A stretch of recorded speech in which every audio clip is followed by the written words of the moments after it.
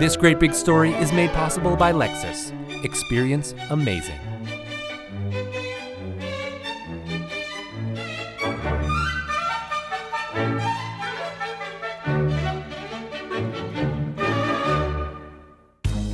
Cotton candy. Who knew sugar and air could taste so sweet? Well, a guy named James Morrison, an amateur inventor whose occupation and taste buds didn't exactly align.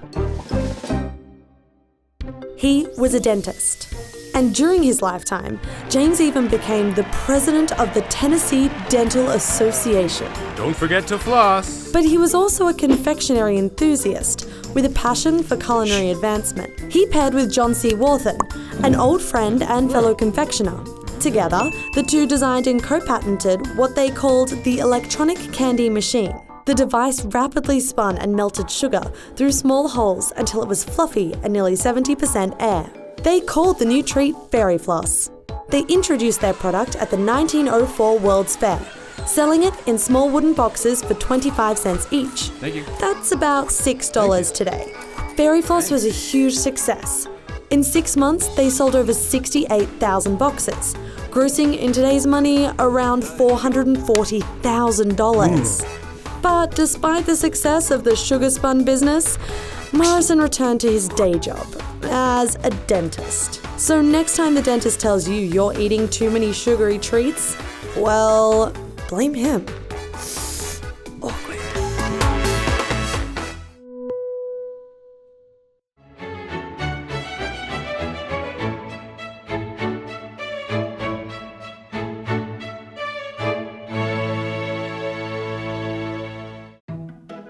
There's this amazing picture of my coworker. It's him reading a Ninja Turtles book lying next to a Super Soaker. When the Super Soaker came out, it was a game changer. The slogan, "Wetter is better," was essentially a mantra for kids during summer break. So when I went to Atlanta to interview the guy responsible for all that, I had to show him the photo.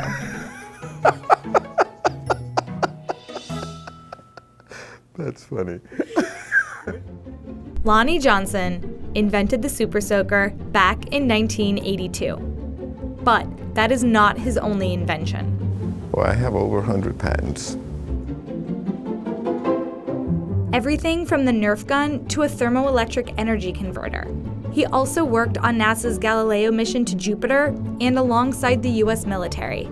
The first Super Soaker actually I made in my shop in my basement in the evenings when I would come home from work. And at the time I was actually working on the stealth bomber program back when it was highly classified. And I actually couldn't even tell my wife what I was working on during the daytime. It was that top secret. The original name for the Super Soaker was the Drencher. We ran into a challenge regarding the name because another inventor claimed it. So we changed the name to Super Soaker just to avoid having to deal with that. Super Soaker is definitely a way better name. When he started, Lonnie wasn't trying to create a toy for kids. I was working on a new type of heat pump that would use water as a working fluid instead of Freon. And I was experimenting with some nozzles that I machined. And I shot a stream of water across the bathroom and I thought, geez, maybe I should put this hard science stuff aside and work on something fun like a water gun. It still works. And this brings me back to a previous point. Lonnie Johnson is a super genius scientist. This is his lab. And this is what he's working on now. Yeah, right now I'm working on advanced battery technology. My goal is to develop a battery that will store about 3 times the energy of a lithium-ion battery. In comparison, the Super Soaker might not seem as hard science, but it was still a really, really important invention.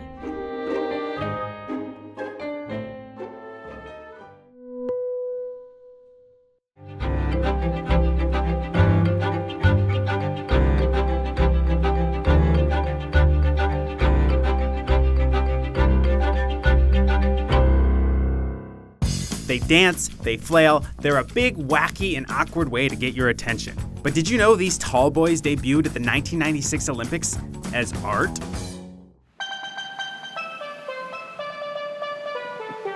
Meet Peter Minshaw, a prominent Caribbean artist, known in Trinidad as the creator of larger-than-life dancing puppets created for Carnival. His work made its way to a book called Caribbean Festival Arts, and that book made its way to a man on the steering committee of the Olympics. Peter was commissioned to help create an unforgettable opening for the 1996 Olympic Games in Atlanta. In a moment nothing short of pure genius, Peter returned to his roots by sketching a puppet-like structure. But this time, he turned it into an inflatable airman that would move and dance, just like his manned puppets. For this, he had to call in another artist, Daron Gazit, an engineer who happened to be obsessed with anything inflatable.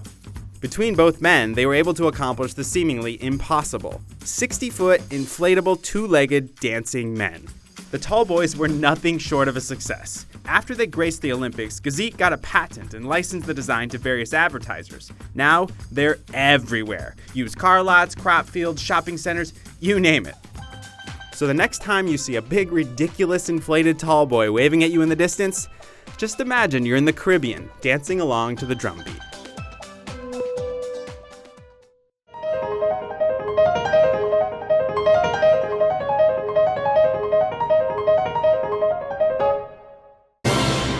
There is a wise old Japanese saying, the nail that sticks out gets hammered down. Well, down in Tokyo, there's one nail that sticks out just about as far as you can imagine. An inventor known across the country, a mad genius with a staggering number of patents. 3572正確にはトーマス・アルバ・エジソンの3倍だ。That includes a wig for self-defense. Meet Yoshiro Nakamatsu. You may notice his name is spelled Nakamatsu.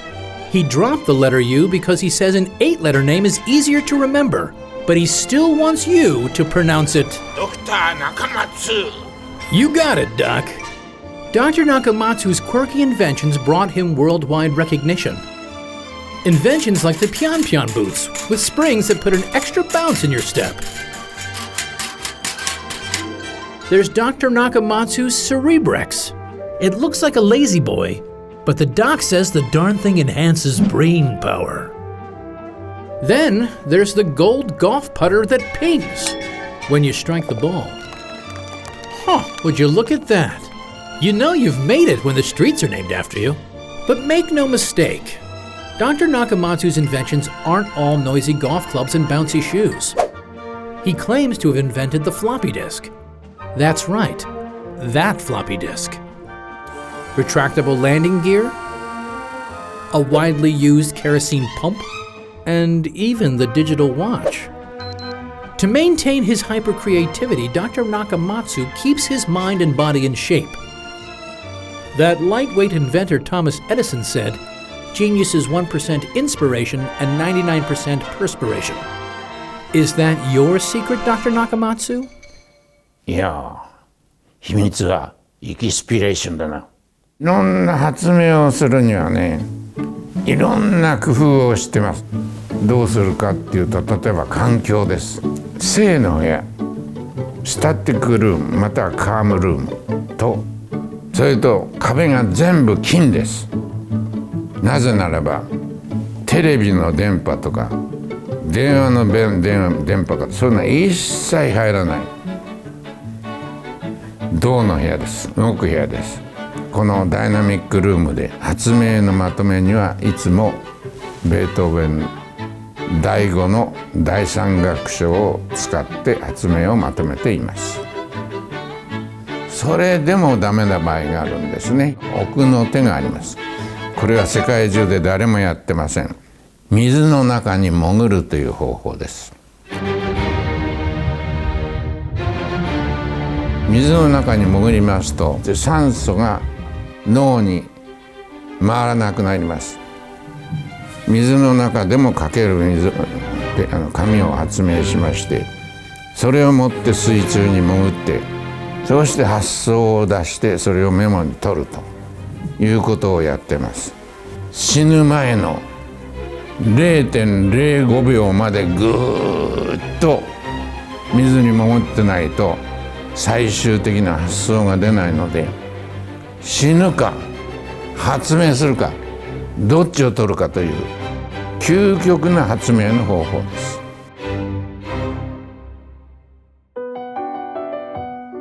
私は非常に難しいがんにかかりました。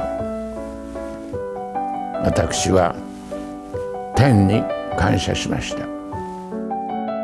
Dr. Nakamatsu saw the cancer as an opportunity. It was his greatest challenge to invent his way out of an impossible corner. He developed his own personal cancer treatment. This includes a meticulously documented diet and a new invention to fight the cancer he calls the Gan robot. The doctors gave him 1 year to live. That was 5 years ago.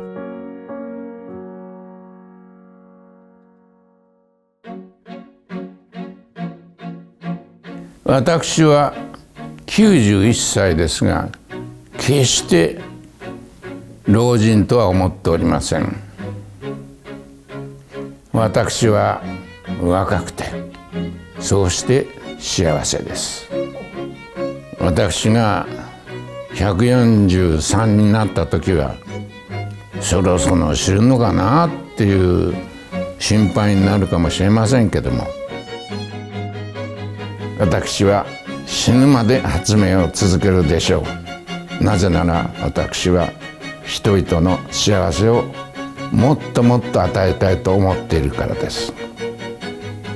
それによって私は幸せです。